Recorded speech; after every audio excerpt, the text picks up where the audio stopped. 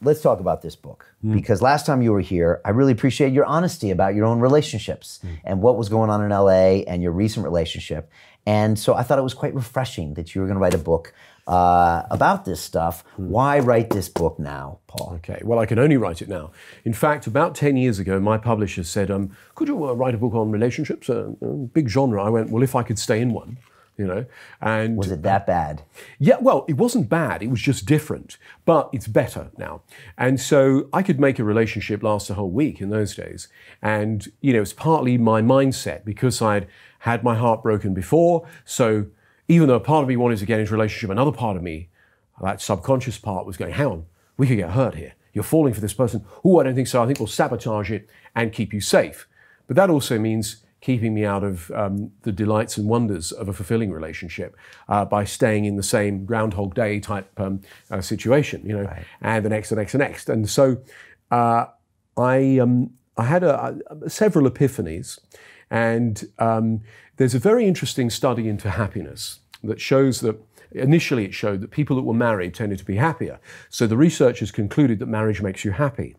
But because it was a longitudinal study, they found that actually the people that are happy in themselves tend to get married or form functional relationships. And it was only when I got happier in myself, cleaned up the past, you know, the fear of getting hurt, so all that sort of stuff, that then I was able to properly relate to somebody else and for it to work and be functional. So I decided, because people say to me, how long does it take to write one of these? To physically write, it's a year. But to research it is decades.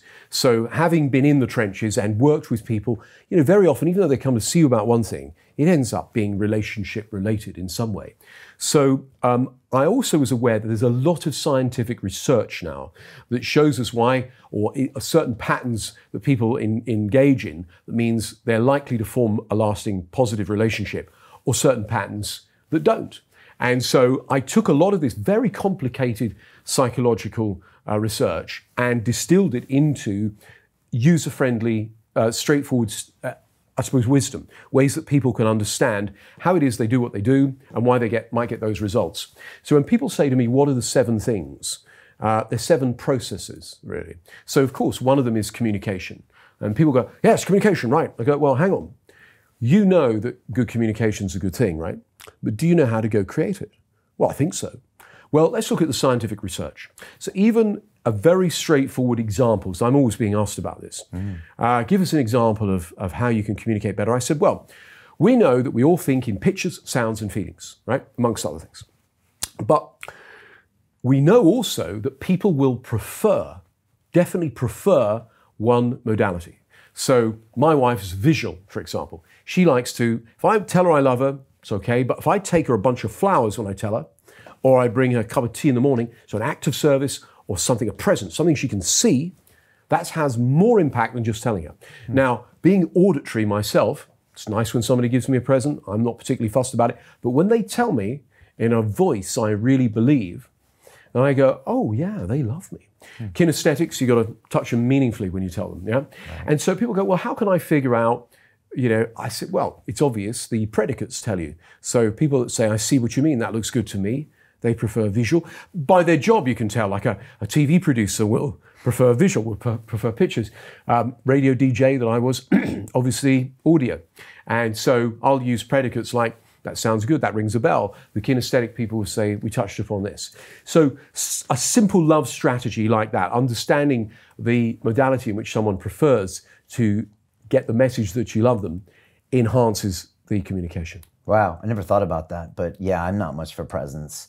But it always confuses my family because they're always bringing me these things. And yeah. I'm just like, this is silly. I almost give the worst reaction because I'm just unimpressed at Christmas and that makes them feel bad. Yeah. But I guess I'm probably one of those things. And maybe I'm auditory at the end of the day. Okay, so when you think about, when you meet somebody, is it the way they look? Is it what they say and the way they say it? Or is it how you feel about them? Gosh.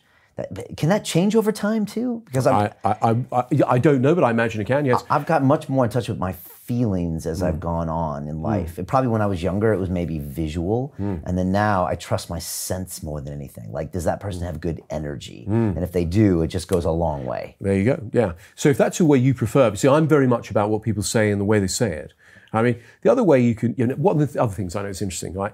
Visual people, they like you to look at them when they're talking. Whereas I like to look away and listen. And they go, why aren't you looking at me? You're not paying attention. And I repeat back everything they said. And so there are differences like that. I mean, the other way to do it is, if I say, think of a childhood memory, what comes to mind?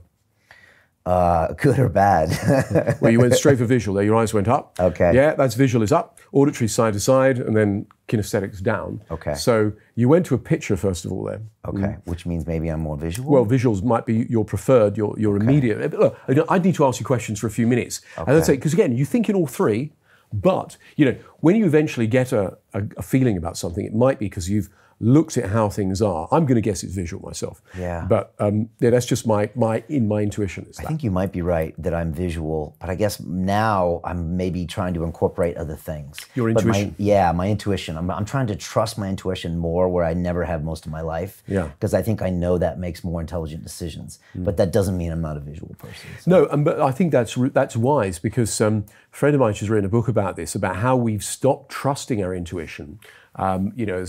Because of the way our society's developed.